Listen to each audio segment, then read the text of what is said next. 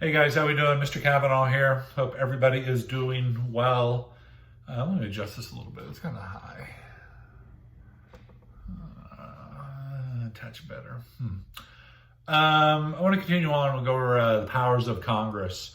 Oh, before I begin with that, let me go over some stuff that I typed up this morning on your Google Classroom feed about no final exam. I don't know if you're familiar with it or know about this or not, but we will not be having a final exam. Actually, we've redone the semester, so where you had certain percentages for the quarter, each quarter, then the final. But now we're just going to do 50-50 for third quarter and fourth quarter. And we'll be doing some type of assessment that will be just added into the fourth quarter. Let me dim this a little bit. It's really reflecting in my glasses. So that's what we are doing. And what I want to do is have you do some type of PowerPoint presentation, which I'm still percolating on, over one of your video responses that you did for the semester. So I can't remember how many we did, like 4 or 5. Most important issue to the country. What is freedom to you? Most important amendment.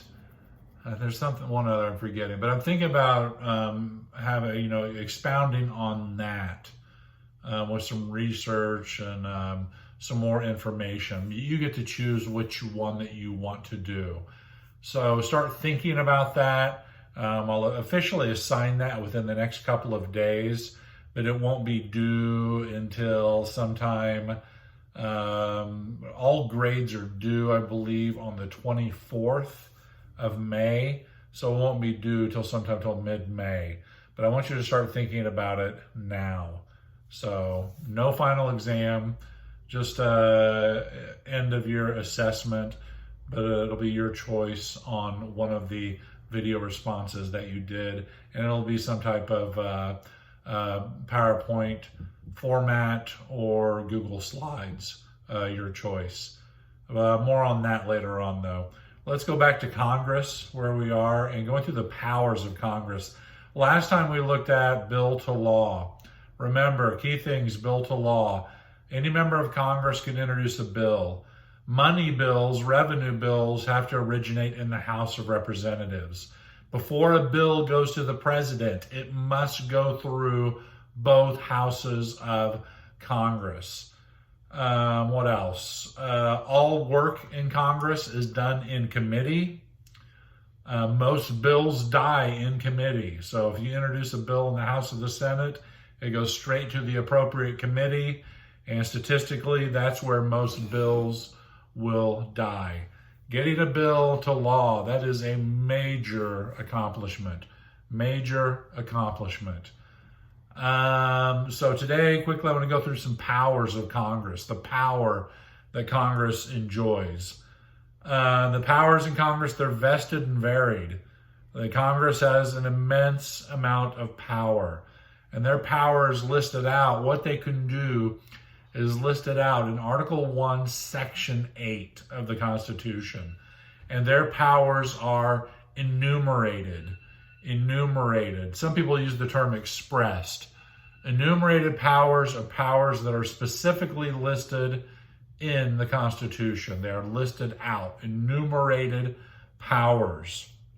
One of those specific powers that gives Congress a ton of power is what's called, which I want you to remember this, it's called commerce power or commerce clause.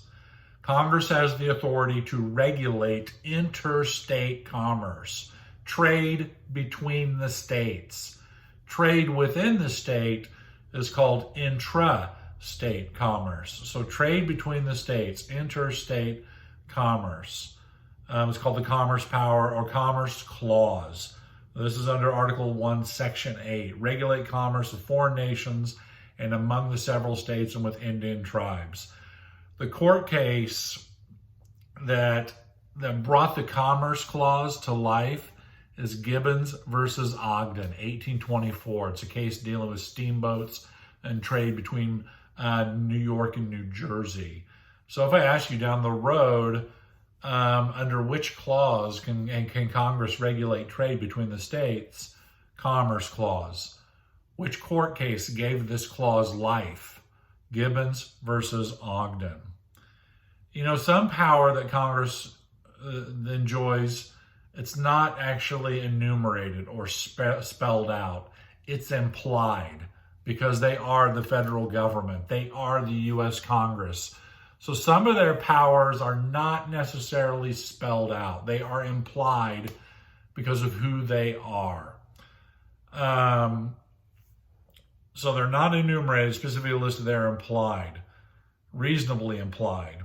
And this comes under what's called the Necessary and Proper Clause within the Constitution. Necessary and Proper Clause, Article 1, Section 8, Clause 18. Clause 18. So, for example, building an interstate highway system. It could fall under a variety of clauses, but it would fall under the Necessary and Proper Clause. Since it's a highway that is covering the bulk of the United States, it would cross state lines.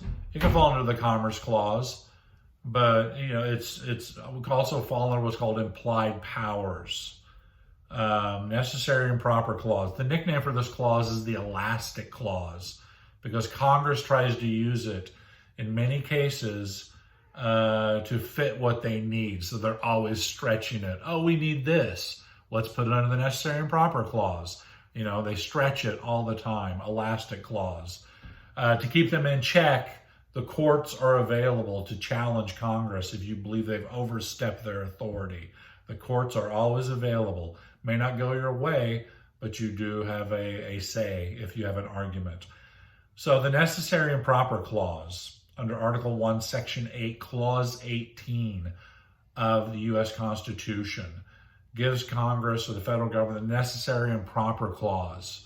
The court case that gave this clause life, because keep in mind, this clause, both of these clauses were in a sense dormant within the Constitution. It took something to give them life. It's like Frankenstein's monster on the table. Boom, bolt of lightning comes down. Frankenstein's monster, it's alive. What gave these clauses life for the Commerce Clause, as I said, was Gibbons versus Ogden. What's going to give the Necessary and Proper Clause life is a court case called McCulloch versus Maryland, 1819. It deals with the National Bank and a branch of that bank in Baltimore, Maryland, and taxing, and who has the taxing authority. Excuse me.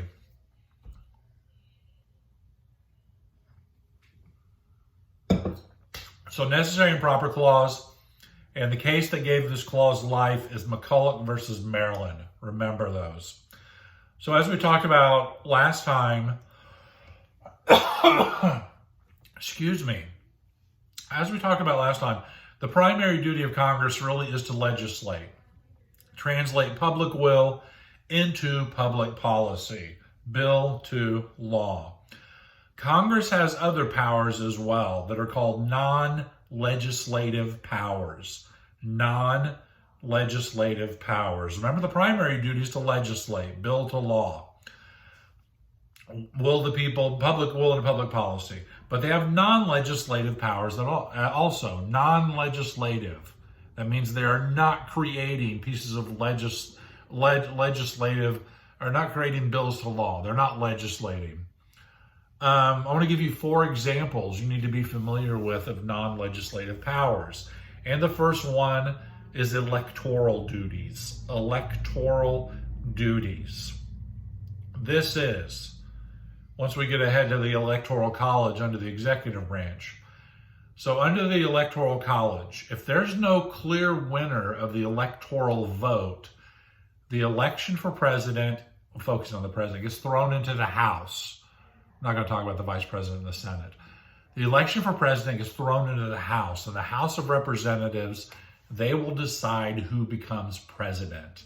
So the first non-legislative power, electoral duties. Second non-legislative power, investigative power. Congress has the authority to investigate, to call witnesses, to subpoena, to investigate a variety of issues. The reason they have the power to investigate, that will help them, hopefully, make better pieces of legislation that benefit the United States if they can investigate beforehand or later. So investigative powers. Congress has the authority to conduct investigations. Three, or the third one for non-legislative powers, it's called advise and consent. Advise and consent. And this is in the Senate, not the House, the Senate.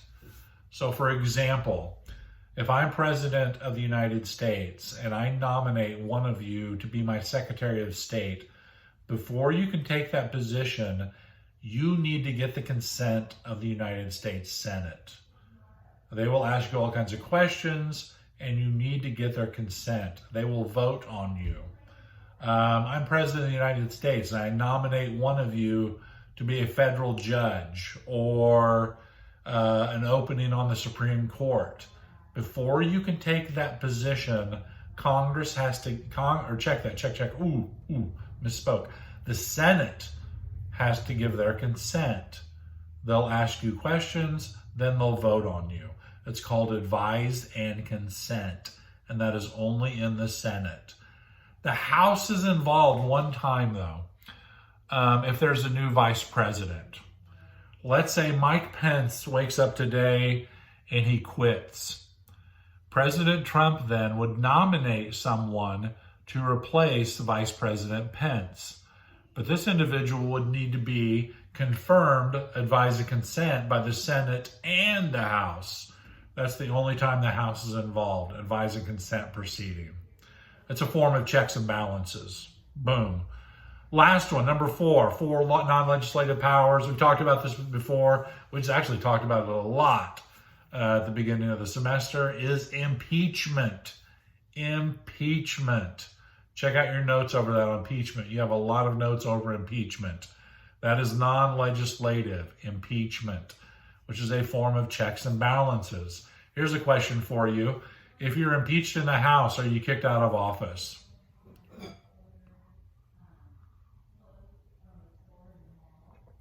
As you know, it is no.